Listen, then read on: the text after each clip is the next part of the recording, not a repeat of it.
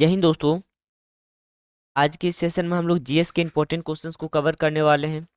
दोस्तों, जैसे कि हम लोग जानते हैं कि प्रत्येक दिन हम लोग 30 क्वेश्चंस के आंसर को कवर करते हैं, जो कि हर एक एग्जाम के लिए इंपॉर्टेंट रहने वाला है। और आप लोग का काम है इनके राइट आंसर को कमेंट करना है और लास्ट में अपना स्कोर भी बताना है।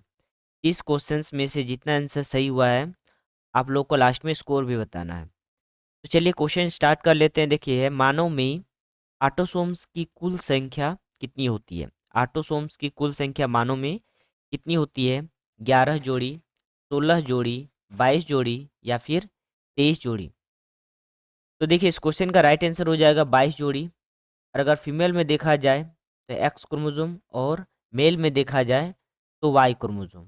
ठीक है, ये जुड़ जाता है। तो इसका राइट आंसर हो जाएगा ऑप्शन नंबर सी। अगला क्वेश्चन देखिए कि किस रुधिर वर्ग, किस ब्लड ग्रुप के व्यक्ति में एंटीजन ए और बी होता है परंतु एंटीबॉडी नहीं होता है? एंटीजन ए और बी होता है बट एंटीबॉडी उसमें नहीं पाया जाता है। तो कौन से ब्लड ग्रुप के व्यक्ति में ये पाया जाता है? बी, ओ, ए या फिर ए बी में? तो देखिए, इस क्वेश्चन का राइट आंसर हो जाएगा ऑप्शन नंबर डी, यानी कि A B. A B blood group वाले व्यक्ति में ए और बी दोनों प्रकार के एंटीजन मिलेगा, बट एक भी प्रकार के एंटीबॉडी नहीं पाया जाता है। अगला क्वेश्चन देखिए। नेक्स्ट क्वेश्चन है कि मानव के अधिकांश लिंग संलग्न लक्षणों के जीन्स होते हैं। देखिए, सबसे पहले तो समझते हैं जीन किनको कहा जाता है। तो डीएनए और आरएनए के कॉम्बिनेशन को ही जीन कहा जाता है। तो बताइए, इस क्वेश्चन का राइट आंसर क्या होना चाहिए? मानव के अधिकांश लिंग संलग्न लक्षणों के जीन्स होते हैं एक्स गुणसूत्र, वाई गुणसूत्र, ऑटोसोम्स या फिर इनमें से सभी। तो इसका राइट आंसर हो जाएगा एक्स गुणसूत्र। क्लियर है? एक्स गुणसूत्र, ऑप्शन नंबर ए इसका राइट आंसर होगा। अगला क्वेश्चन देखिए कि मानव में संतान के लिंग का निर्धारण कैसे होगा? संतान के लिंग का निर्धारण कैसे होगा? पिता के आ, लिंग गुणसूत्र से, या फिर शुक्राणु के माप से, अंडाणु के माप से, या फिर माता के लिंग गुणसूत्र से। ठीक है, फीमेल में देखा जाए तो गुणसूत्र होता है एक्स एक्स, और मेल में देखा जाए तो गुणसूत्र होता है एक्स वाई। तो देखिए, इस क्वेश्चन का राइट आंसर हो जाएगा पिता के लिंग गुणसूत्र से। ठीक है ना, एक्स वाई से डिसाइड होता है कि संतान का जो लिंग होगा वो मेल होगा या फिर फीमेल होगा। अगला क्वेश्चन देखिए कि बार बॉडी कहाँ होता है? शुक्राणुओं में, पुरुष के दैहिक कोशिकाओं में, या फिर अंडाणुओं में, या स्त्री के दैहिक कोशिकाओं में? तो इस क्वेश्चन का राइट आंसर हो जाएगा स्त्री के दैहिक कोशिकाओं में बार बॉडी पाया जाता है। इसको याद रखिएगा, इंपॉर्टेंट है। अगला क्वेश्चन देखिए कि एक वर्णांध नारी सामान्य मनुष्य से विवाह करती है तो इसके बच्चे होंगे वर्णांध पुत्र एवं पुत्रियां, या फिर वर्णांध पुत्र और वाहक पुत्रियां, वाहक का मतलब होता है कैरियर, सामान्य पुत्र और पुत्रियां, या फिर वर्णांध पुत्रियां और सामान्य पुत्र। हम लोग जानते हैं कि फीमेल हमेशा कैरियर होती है। ठीक है, और मेल में 50% चांस होता है कि वो वर्णांध का शिकार हो जाए। इस कारण ऑप्शन नंबर 20 क्वेश्चन का राइट आंसर हो जाएगा। क्लियर है? ऑप्शन नंबर 20 का राइट आंसर हो जाएगा कि वर्णांध पुत्र एवं वाहक पुत्रियां। अगला क्वेश्चन देखिए कि वर्णांध व्यक्ति किन रंगों में भेद नहीं कर सकता है? वर्णांध जो ब्लाइंडनेस होता है, कलर ब्लाइंडनेस, वो कौन से कलर को भी भेद नहीं कर पाता है? हरे एवं पीले, लाल एवं पीले, लाल एवं हरे, या फिर सभी? तो देखिए, इसका राइट आंसर हो जाएगा लाल और हरा। ऑप्शन नंबर सी इसका राइट आंसर हो जाएगा, लाल और हरा। अगला क्वेश्चन देखिए कि जीन स्तर पर होने वाले अल्प परिवर्तनों को कहते हैं। जीन स्तर पर होने वाले सामान्य परिवर्तन को क्या कहते हैं? उत्क्रमित उत्परिवर्तन, अग्रामी उत्परिवर्तन, उत्परिवर्तन का मतलब होता है म्यूटेशन, बिंदु उत्परिवर्तन, या फिर क्रोमोजोमी उत्परिवर्तन? तो इस क्वेश्चन का राइट आंसर हो जाएगा बिंदु उत्परिवर्तन। सामान्य परिवर्तन को ही कहा जाता है बिंदु उत्परिवर्तन। अगला क्वेश्चन देखिएगा। नेक्स्ट क्वेश्चन है कि बिंदु उत्परिवर्तन के कारण उत्पन्न रोग की एक विशिष्ट उदाहरण। बिंदु उत्परिवर्तन यानी कि सामान्य उत्परिवर्तन के कारण शरीर में किस प्रकार का प्रॉब्लम्स होता है? तो हास्याकार, रुधिराणु एनीमिया, या फिर थैलेसीमिया, डाउन सिंड्रोम, या फिर इनमें से कोई नहीं। तो कौन सा प्रॉब्लम देखने को मिलता है बिंदु उत्परिवर्तन से? तो ऑप्शन नंबर ए इसका राइट आंसर हो जाएगा, हास्याकार रुधिराणु एनीमिया। क्लियर है? हास्याकार रुधिराणु एनीमिया इसका राइट आंसर होगा। अगला क्वेश्चन देखिए कि प्राणघात उत्परिवर्तन में किस एंजाइम का संश्लेषण नहीं होता है? ठीक है, प्राणघात उत्परिवर्तन में किस एंजाइम का संश्लेषण नहीं होता है? डीएनए पॉलीमरेज, आरएनए पॉलीमरेज, या फिर टायरोसिनेज, या इनमें से कोई नहीं। तो देखिए इसका राइट आंसर होना चाहिए आरएनए पॉलीमरेज। आरएनए पॉलीमरेज का संश्लेषण नहीं होता है प्राणघात उत्परिवर्तन एंजाइम के कारण। क्लियर है? अगला क्वेश्चन देखिए, नेक्स्ट वन है कि लुप्त बोध उत्परिवर्तन का एक उदाहरण है। लुप्त बोध उत्परिवर्तन, ये इंपॉर्टेंट है। ठीक है, तो इनका उदाहरण क्या है? रंजकहीनता, हास्याकार रुधिराणु एनीमिया, वर्णांता, या फिर हीमोफीलिया। तो लुप्त बोध उत्परिवर्तन का उदाहरण है हास्याकार रुधिराणु एनीमिया। जो एनीमिया होता है, एनीमिया एक्चुअल में प्लेट शेप का पाया जाता है, बट इनके कारण हास्याकार हो जाता है, कुछ इस शेप का, अर्धचंद्राकार शेप का हो जाता है ब्लड का प्लेटलेट्स। ठीक है, तो इनको कहा जाता है हास्याकार रुधिराणु एनीमिया, और ये आपका लुप्त बोध उत्परिवर्तन का उदाहरण है। अगला क्वेश्चन देखिएगा कि उत्परिवर्तन किसमें होता है? ये मेन क्वेश्चन है। ठीक है, इंपॉर्टेंट भी है। उत्परिवर्तन एक्चुअल में म्यूटेशन होता किसमें है?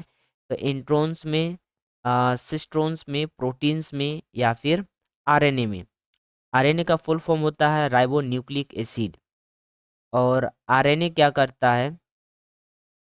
आरएनए एक्चुअल में मैक्सिमम अगर देखा जाए तो जीन्स का कोड को वाहक करता है, और जीन्स का कोड जो कि एमआरएनए और टीआरएनए के अंदर में होता है, जो कि पेरेंट्स के कैरेक्टर को बच्चों में ट्रांसफ़र करने का कोशिश करता है। क्लियर है? तो यहाँ पे अगर देखा जाए उत्परिवर्तन किस में होता है, तो इसका राइट आंसर हो जाएगा ऑप्शन नंबर बी, यानी कि सिस्ट्रोन्स में होता है। उत्परिवर्तन सिस्ट्रोन्स में होता है। नेक्स्ट क्वेश्चन देखिए, अगला क्वेश्चन है कि डीएनए अणुओं में प्रोटीन्स की संकेत सूचनाएं होती है।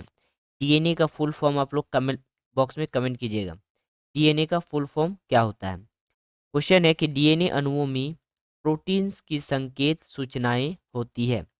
तो एक्सान्स में होती है, रेप्लिकॉन्स में होती है, इंट्रॉन्स में होती है, या फिर इनमें से कोई नहीं। तो देखिए इसका राइट आंसर हो जाएगा एक्सान्स। डीएनए अणुओं में प्रोटीन की संकेत सूचनाएं किसमें होती है? एक्सान्स में। अगला क्वेश्चन देखिए, नेक्स्ट क्वेश्चन है कि क्षारक अनुक्रम ट्रिपल यू किस एमिनो अम्ल के प्रतिनिधित्व करता है? देखिए एमिनो अगर अम्ल देखा जाए तो ये प्रोटीन का यूनिट है। तो यहाँ पे क्वेश्चन है कि कौन सा बेस अनुक्रम है ट्रिपल यू, ये बोल रहा है कि किस एमिनो अम्ल का प्रतिनिधित्व करता है। तो मिथियोनिन, फिनाइल एलानिन, या फिर ल्यूसीन, या ग्लाइसिन। तो इसका राइट आंसर हो जाएगा फिनाइल एलानिन। ऑप्शन नंबर 20 का राइट आंसर हो जाएगा फिनाइल एलानिन। अगला क्वेश्चन देखिएगा, नेक्स्ट क्वेश्चन आप लोग के सामने है कि प्रत्येक एमिनो अम्ल के लिए 3 क्षारकों का एक विशिष्ट अनुक्रम होता है, जिसे कहते हैं। प्रत्येक एमिनो अम्ल के लिए 3 क्षारकों का एक विशिष्ट अनुक्रम होता है, इनको क्या कहेंगे? मेटाजिनिया, जीनिया, जीनोम, या फिर कोडोन। तो देखिए 3 क्षारकों का एक विशिष्ट अनुक्रम होता है और इनको कहा जाता है कोडॉन। ठीक है, ऑप्शन नंबर डी इसका राइट आंसर हो जाएगा कोडॉन, याद रखिएगा। अगला क्वेश्चन देखिए, नेक्स्ट क्वेश्चन है कि आनुवांशिक सूचना की डीएनए से आरएनए का प्रवाह कहलाता है। सूचना का डीएनए से आरएनए में प्रवाहित होना क्या कहलाता है? अनुवाद, अनुलेखन, आनुवंशिक कोड या फिर इनमें से कोई नहीं। तो देखिए, डीएनए से आरएनए में सूचनाओं को प्रवाह करना यह कहलाता है अनुलेखन। ठीक है, ऑप्शन नंबर 20 का राइट आंसर हो जाएगा, अनुलेखन कहलाता है, याद रखिएगा, इंपॉर्टेंट है। अगला क्वेश्चन देखिए कि प्लाज्मिड होते हैं, प्लाज्मिड किनमें होते हैं? तो जीवाणु के आनुवांशिक पदार्थ जो क्रोमोसोम से बाहर होते हैं, या फिर जीवाणु की आनुवांशिक इकाई होते हैं, जीवाणु का एक रोग है, या फिर जीवाणु से प्राप्त प्रतिजैविक है। तो देखिए, प्लाज्मिड अगर देखा जाए तो एक प्लाज्मिड अगर देखा जाए तो इसका राइट आंसर हो जाएगा ऑप्शन नंबर ए, यानी कि जीवाणु के आनुवांशिक पदार्थ जो क्रोमोसोम से बाहर होते हैं। ठीक है, इनको कहा जाता है प्लाज्मिड। ये रहा आपका प्लाज्मिड जो कि क्रोमोसोम से जस्ट बाहर है। अगला क्वेश्चन देखिए, नेक्स्ट क्वेश्चन है कि क्रोमोसोम की संरचना में भाग लेते हैं। क्रोमोसोम की संरचना में भाग कौन लेता है? कार्बोहाइड्रेट तथा वसा, डीएनए व प्रोटीन, प्रोटीन व कार्बोहाइड्रेट, या फिर प्रोटीन व आरएनए। आरएनए का फुल फॉर्म होता है राइबो न्यूक्लिक एसिड, और डीएनए का फुल फॉर्म होता है deoxy ribo nucleic acid. Protein किस चीज़ से बनता है? तो एमिनो एसिड से प्रोटीन बनता है। ठीक है, जो कि सेल के अंदर पाया जाता है, राइबोसोम उनके द्वारा बनाया जाता है। कार्बोहाइड्रेट देखा जाए तो ये हम लोग एक्सटर्नल लेते हैं सोर्सेस, जिनके कारण कार्बोहाइड्रेट प्राप्त होता है। ठीक है, और वसा, ये सब का सब कार्बोहाइड्रेट, वसा, प्रोटीन, ये खनिज तत्व है, यानी कि पौष्टिक। अगर हम बात कर लेते हैं क्रोमोसोम के बारे में, तो क्रोमोसोम का दो पार्ट्स होता है, एक होता है पी आर्म, एक होता है क्यू आर्म। और पी आर्म और क्यू आर्म को जोड़ने वाली जो पॉइंट होता है, इनको कहा जाता है सेंट्रोमियर। ठीक है, तो देखिए, इस क्वेश्चन का राइट आंसर होना चाहिए ऑप्शन नंबर बी, यानी कि डीएनए व प्रोटीन। डीएनए व प्रोटीन क्रोमोसोम की संरचना में भाग लेता है, डीएनए व प्रोटीन। क्योंकि क्रोमोसोम को अगर हम ओपन करेंगे तो इससे क्या बनता है? डीएनए निकलता है, डीएनए के अंदर में आरएनए बनता है, आरएनए के अंदर में एमआरएनए, और एमआरएनए के अंदर में आरआरएनए, और जस्ट इसके अंदर में पाया जाता है प्रोटीन। तो कंप्लीटली देखा जाए तो डीएनए, आरएनए और प्रोटीन, तो यहाँ पर ऑप्शन है डीएनए प्रोटीन। तो 20 क्वेश्चन का राइट आंसर हो जाएगा। अगला क्वेश्चन देखिएगा, नेक्स्ट क्वेश्चन है जीन एक रेखीय क्रम में पाए जाते हैं। जीन एक रेखीय क्रम में पाए जाते हैं केंद्रक पर, केंद्रीय कला पर, गुणसूत्रों पर, या फिर प्लाज्मा झिल्ली पर। तो देखिए, जीन जो है वो गुणसूत्रों पर पाया जाता है, क्रोमोसोम पर, क्योंकि न्यूक्लियस के अंदर में जो रेखा जैसा संरचना होता है, इनको कहा जाता है गुणसूत्र। और इन्हीं गुणसूत्र यानी कि क्रोमोसोम के अंदर में पाया जाता है डीएनए और आरएनए। और डीएनए और आरएनए को ही कंबाइंड फॉर्म में जीन कहा जाता है। इसको याद रखिएगा, इंपॉर्टेंट है। अगला क्वेश्चन देखिए कि डॉक्टर हरगोविंद खुराना को किस कार्य के लिए नोबेल पुरस्कार दिया गया था? डॉक्टर हरगोविंद खुराना को किस कार्य के लिए नोबेल पुरस्कार दिया गया था? तो रक्त समूहन, या फिर जेनेटिक कोड, एचआईवी खोज, या फिर डीएनए खोज के लिए। देखिए, यहाँ पर अगर बात किया जाए एचआईवी, तो एचआईवी एक प्रकार का वायरस है जिसका फुल फॉर्म होता है ह्यूमन इम्यूनोडेफिशिएंसी वायरस। और ये वायरस क्या करता है? एड्स को कजेज करता है। एड्स का फुल फॉर्म पूछ लेता है तो एक्वायर्ड इम्यूनोडेफिशिएंसी सिंड्रोम। तो देखिए, इस क्वेश्चन का राइट आंसर हो जाएगा ऑप्शन नंबर बी, यानी कि जेनेटिक कोड। हरगोविंद खुराना को किस कार्य के लिए नोबेल पुरस्कार दिया गया था? तो जेनेटिक कोड को खोजने के लिए। ठीक है, आप लोग कमेंट कीजिएगा कि जेनेटिक कोड होता क्या चीज़ है। क्लियर है? 4 जेनेटिक कोड होता है, आप लोग उनका नाम कमेंट कीजिएगा। अगला क्वेश्चन, नेक्स्ट वन देखिए कि किस कवक का प्रयोग जीन प्रकटन तथा नियमन में किया जाता है? जीन प्रकटन तथा नियमन में किया जाता है। तो देखिए, कवक का नाम है एल्ब्यूगो, या फिर राइजोप्स, सिस्टोपस, या फिर न्यूस्पोरा। तो इसका राइट आंसर हो जाएगा ऑप्शन नंबर डी, यानी कि न्यूस्पोरा। न्यूस्पोरा एक प्रकार का कवक जिनका उपयोग जीन प्रकटन तथा नियमन के लिए किया जाता है। अगला क्वेश्चन देखिए। नेक्स्ट क्वेश्चन है, डीएनए अणुओं में प्रोटीन्स की संकेत सूचनाएं होती है। तो प्रोटीन्स की संकेत सूचनाएं किन में होती है? तो देखिए इसका ऑप्शन है इंट्रोसन में, या फिर रेप्लिकोस में, अक्षांश में, या इनमें से कोई नहीं। इस क्वेश्चन को जस्ट रिपीट किए थे, ठीक है। इसका राइट आंसर क्या हो जाएगा? अक्षांश में। डीएनए अणुओं में प्रोटीन्स की संकेत सूचनाएं होती है, ये आपका अक्षांश में। ऑप्शन नंबर सी इसका राइट आंसर हो जाएगा। अगला क्वेश्चन देखिए कि मेंडल ने अपनी आ, चित परिष्ठित वंशागति नियमों को प्रतिपादित करने में जिस जीवधारी का प्रयोग किया था वह था, ठीक है। चिर प्रतिष्ठित वंशागति नियमों को प्रतिपादित करने में जिस जीवधारी का उपयोग किया था वह था, ऑप्शन देखिए, गार्डन पी, स्वीट पी, या फिर डिशोफिला, या स्पेन ड्रैगन। इसका राइट आंसर हो जाएगा गार्डन में उगने वाले मटर, गार्डन पी। अगर बात किया जाए गार्डन पी इन्होंने क्यों चुना एक्सपेरिमेंट करने के लिए, तो उनका बहुत सारा रीजन था कि फ्लावर बड़ा होने के कारण, दूसरा है कि फ्लावर का कलर अलग अलग होने के कारण, तीसरा है कि मार्केट में आसानी से और चीप प्राइस पर मिल जाता था। नेक्स्ट, इनका जीवन काल बहुत ही कम होने के कारण, जिसके कारण मतलब जीवन काल इसका 3 से 4 मंथ ही होता है, जिसके कारण एक साल में 3 से 4 बार उगा करके इन पर एक्सपेरिमेंट आसानी से किया जा सकता था। और भी रीजन था, फली का आकार, मटर का शेप, साइज, आकार, ठीक है। इन सब में वैरायटी के कारण इन्होंने मटर के पौधे को अपने एक्सपेरिमेंट पर चुना था। नेक्स्ट वन देखिए कि सर्वप्रथम एक्स किरणों द्वारा उत्परिवर्तन प्रेरण किसने किया था? सर्वप्रथम एक्स किरणों द्वारा उत्परिवर्तन प्रेरण किसने किया था? मार्गेन ने, मुलर ने, या फिर ओकावा ने, या बिलीड ने? तो देखिए इसका राइट आंसर हो जाएगा मुलर नाम का वैज्ञानिक, जिन्होंने सबसे पहले एक्स किरणों द्वारा उत्परिवर्तन प्रेरण किया था। एक्स किरणों द्वारा मुलर, याद रखिएगा। अगला क्वेश्चन देखिए। नेक्स्ट वन है कि जीन क्रिया नियमन की ऑपेरान धारणा किसने दिया था? जीन क्रिया नियमन की ऑपेरन धारणा किसने दिया था? तो जैक्वा एवं मोनो ने, विडिल एवं टेटम ने, पी एम इंग्राम, या फिर आर डी कार्नबर्ग ने?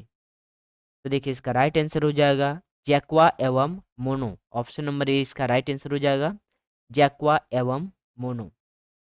अगला क्वेश्चन देखिए कि वर्तमान मानव का संभावित निकटतम सीधा प्रागैतिहासिक पूर्वज हो सकता है? तो इनमें से कौन प्रागैतिहासिक पूर्वज हो सकता है संभावित मानव का निकटतम? तो ऑप्शन देखिए, जावा है, क्रो मैग्नान, नियंडरथल, या फिर पैकिंग। इस क्वेश्चन का राइट आंसर हो जाएगा क्रो मैग्नान। क्रो मैग्नान इसका राइट आंसर हो जाएगा। वर्तमान मानव का संभावित निकटतम सीधा प्रागैतिहासिक पूर्वज देखा जाए तो क्रो मैग्नान इसका राइट आंसर हो जाएगा। अगला क्वेश्चन देखिए। नेक्स्ट वन है कि जीवन की उत्पत्ति किस महाकल्प में हुई थी? जीवन की उत्पत्ति किस महाकल्प में हुई थी? तो प्रोटियोजोइक के कारण, या फिर प्री कैम्ब्रियन, मीजोजोइक, या फिर क्रैम्ब्रियन? तो बताइएगा इस क्वेश्चन का राइट आंसर क्या हो जाएगा। देखिए जीवन की उत्पत्ति अगर देखा जाए कौन से महाकल्प में हुई थी, किस महाकल्प में, तो इसका राइट आंसर हो जाएगा प्री कैम्ब्रियन। प्री कैम्ब्रियन इसका राइट आंसर होगा, ऑप्शन नंबर बी। अगला क्वेश्चन देखिए। नेक्स्ट वन की किसी क्षेत्र विशेष में किसी जीव जाति के सारे सदस्यों के जीन बनाते हैं आबादी का। तो कौन सी आबादी का बनाते हैं ये? जीनोटाइप, जीन पूल, जीन प्रवाह, या फिर फिनोटाइप? क्वेश्चन है कि किसी क्षेत्र विशेष में किसी जीव जाति के सारे सदस्यों के जीन बनाते हैं, ये जीनोटाइप बनाते हैं, जीन पूल, जीन प्रवाह, या फिर फिनोटाइप? तो जीन प्रवाह इस क्वेश्चन का राइट आंसर हो जाएगा। देखिए यहाँ पर अगर देखा जाए तो G1, G2, G3, ठीक है, ये आपका जीनोटाइप का है, और P1, P2, P3 ये आपका फिनोटाइप है। क्लियर है? इस क्वेश्चन का राइट आंसर हो जाएगा जीन प्रवाह। अगला क्वेश्चन देखिए कि उत्परिवर्तनवाद का प्रतिपादन किसने किया था। इंपॉर्टेंट क्वेश्चन है। उत्परिवर्तनवाद का प्रतिपादन किसने किया था? लेमार्क ने, डार्विन ने, डी ब्रीज ने, या फिर वेलेस ने। इसका राइट आंसर हो जाएगा डी ब्रीज। ऑप्शन नंबर सी इसका राइट आंसर हो जाएगा, डी ब्रीज। और नेक्स्ट क्वेश्चन देखिए, और आज का लास्ट क्वेश्चन, कि एक स्वपरागित फसल है। स्वपरागित मतलब कि सेल्फ पॉलिनेशन, जो ऑटोमेटिक पॉलिनेशन करता है और बीज का निर्माण करता है। इसमें से कौन स्वपरागित फसल है? धान, मक्का, रेडी, या फिर बरसीम। तो देखिए इसका राइट आंसर हो जाएगा धान, जो कि स्वपरागित फसल है।